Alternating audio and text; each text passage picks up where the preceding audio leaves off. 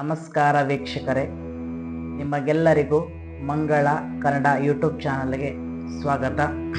ಯಾರಾದರೂ first time ನಮ್ಮ YouTube ಚಾನಲನ್ನು ನೋಡ್ತಾ ಇದ್ದರೆ ಲೈಕ್ ಮಾಡಿ, ಶೇರ್ ಮಾಡಿ ಹಾಗೂ ಸಬ್ಸ್ಕ್ರೈಬ್ ಮಾಡ್ಕೊಳ್ಳೋದನ್ನು ಮರಿಬೇಡಿ. ನಾನು ಇವತ್ತು ಹೇಳುವ ವಿಷಯ ಏನಂತಂದರೆ, ಫೆಬ್ರವರಿ ತಿಂಗಳಲ್ಲಿ ಮೇಷರಾಶಿಯವರ ಫಲಾನುಭವ ಅಂದರೆ ಭವಿಷ್ಯದ ಆಗುವಂತಹ ಕ್ರಿಯೆಗಳ ಬಗ್ಗೆ ವಿವರಣೆಯನ್ನ ನಿಮಗೆ ಕೊಡ್ತಾ ಹೋಗ್ತೀನಿ. ಅಂದ್ರೆ ಜೀವನದಲ್ಲಿ ಯಾವುದನ್ನ ಮಾಡುವಂತಹ ವಿಷಯಗಳಾಗ್ಲಿ, ಏನ ಸ್ಥಿತಿಗತಿಗಳ ಇರುವಂತಹ ಸಮಾಚಾರಗಳನ್ನ ಇವತ್ತಿನ ದಿವಸ ನಿಮ್ಮ ಮುಂದೆ ಒಂದು ಪ್ರಸ್ತಾಪನೆಯನ್ನ ಮಾಡ್ತಾ ಇದ್ದೀನಿ. ವಿಷಯ ಹೇಗಿದೆ ಏನಂತಂದ್ರೆ, ಫೆಬ್ರವರಿ ತಿಂಗಳಲ್ಲಿ ಏನಾಗ್ತದ ಅನ್ನೋದಕ್ಕಿಂತ ಯಾವುದಲ್ಲಿ ಗಮನ ಕೊಟ್ಟು ಕೇಳುವಂತಹ ವಿಷಯ ಏನಂತಂದ್ರೆ, ಫೆಬ್ರವರಿ ತಿಂಗಳಲ್ಲಿ ಬದಲಾಗುವಂತಹ ಗ್ರಹಗಳು ಅಂದ್ರೆ ಬದಲಾವಣೆ ಆಗುತ್ತಂತಹ ಗ್ರಹಗಳು ಯಾವುದಂತಂದ್ರೆ 3 ಗ್ರಹಗಳು ಬದಲಾವಣೆಗಳಾಗ್ತವೆ.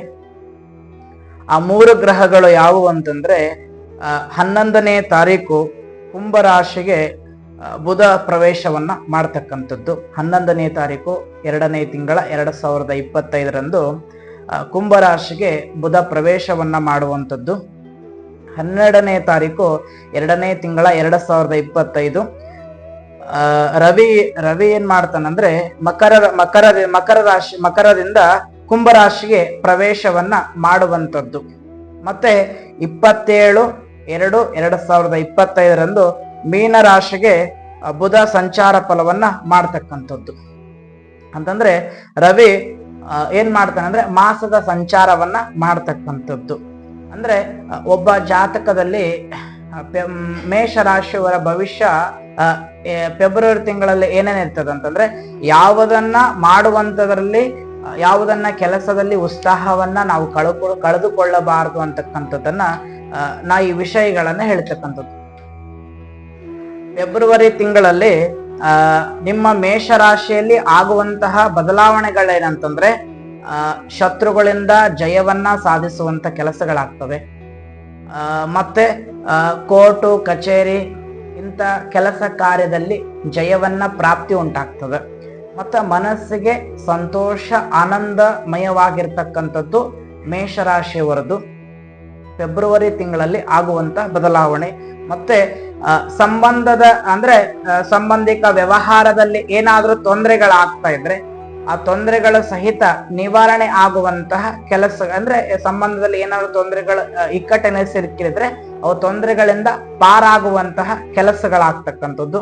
ಮತ್ತು ಯಾರಾದ್ರೂ ನಿಮ್ಗೆ ಶತ್ರುಗಳಿಂದ ಇದ್ರೆ ಅವರಿಂದ ಜಯವನ್ನ ಸಾಧಿಸುವಂಥದ್ದು. ಮತ್ತೆ ಕೊಟ್ಟಿರ್ತಕ್ಕಂಥ ಹಣ ನಿಮಗೆ ಯಾರಾದ್ರೂ ಮೋಸ ಮಾಡಿದ್ರೆ ಅವು ಮರಳಿ ಬರುವಂತಹ ಯತ್ನಗಳಾಗ್ತಕ್ಕಂಥದ್ದು. ಮತ್ತೆ ಆನಂದದಾಯಕನಾಗಿರ್ತಕ್ಕಂಥದ್ದು. ಇದು ಫೆಬ್ರವರಿ ತಿಂಗಳಲ್ಲಿ ಒಂದು ಮೇಷರಾಶಿಯವರ ಭವಿಷ್ಯದ ಫಲಾನುಭವದ ಅರ್ಥ ಹೀಗಿದೆ. ಏನಂತಂದ್ರೆ, ಯಾವುದೇ ಒಂದು ಕೆಲಸವನ್ನ ಮಾಡ್ಲಿ, ಯಾವುದೇ ಒಂದು ಉದ್ಯೋಗವನ್ನ ಮಾಡ್ಲಿ, ಕೃಷಿಯನ್ನ ಮಾಡ್ಲಿ, ನಂಬಿಕೆ ಇರಬೇಕು. ಆದ್ರೆ ಮೂಢನಂಬಿಕೆ ಅಂತಲ್ಲ. ಹೇಳುವಂತಹ ವಿಷಯ ಯಾವುದಕ್ಕಾಗಿ ಹೇಳ್ತೀನಿ ಅಂದ್ರೆ, ನಮಗೆ ಆಗುವಂತಹ ಕೆಲಸಗಳೇನಿದಾವಲ್ಲ ಅವೇನಂತಂದ್ರೆ ನಮ್ಮ ಗ್ರಹಗಳ ಚಲನ ವಲನಗಳ ಮೂಲಕವಾಗಿ ನಿಮ್ಗೆಲ್ಲರಿಗೆ ನಾವು ತಿಳಿಸ್ಕೊಡ್ತೇವೆ. ಆದ್ರೆ ಈ ಫೆಬ್ರವರಿ ಒಳಗೆ ಆಗುವಂತಹದ್ದು ವಿಷಯ ಏನಂತಂದ್ರೆ, ವಸ್ತುಗಳನ್ನ ನೀವೇನಾದ್ರೂ ಖರೀದಿಗಳನ್ನ ಮಾಡ್ತಕ್ಕಂಥದ್ರಲ್ಲಿ ಮೋಸ ಹೋಗುವಂಥದ್ದು ಸಾಧ್ಯತೆ ಕಂಡು ಬರ್ತದ.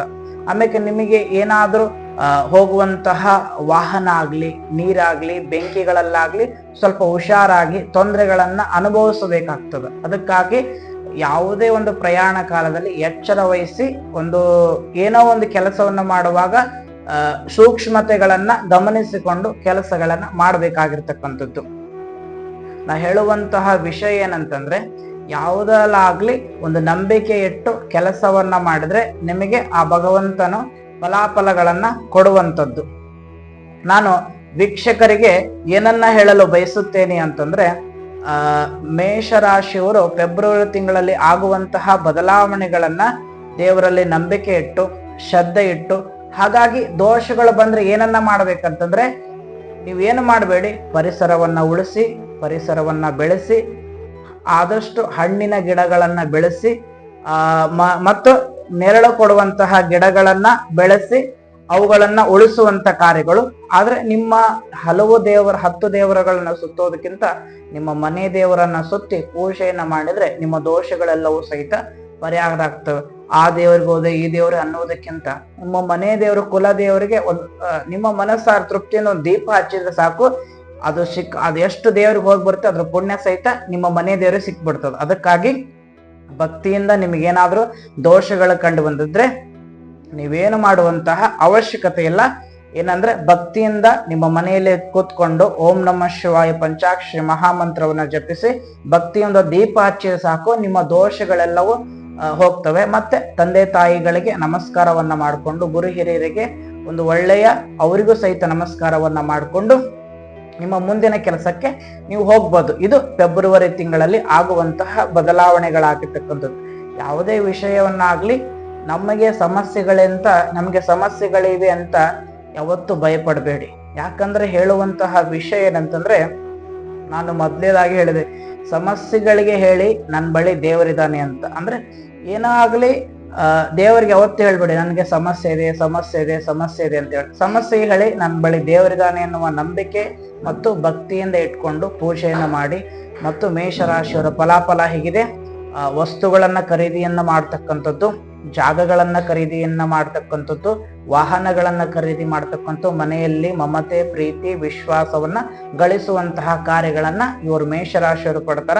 ಇಂದ ಫಲಾನುಭವ ಏನಾದ್ರೂ ಕಾರ್ಯಗಳುಗೊಳಿಸ್ತಾ ಇದ್ರೆ ಏನಂತ ಆಸ್ತಿ ವಿಚಾರ ಆಗಲಿ ಅಂತ ವಿಚಾರಗಳನ್ನ ಸ್ವಲ್ಪ ದೂರದಿಂದ ಪ್ರೀತಿಯಿಂದ ವಿಶ್ವಾಸದಿಂದ ಮಾತಾಡಿಸುವಂಥದ್ದು.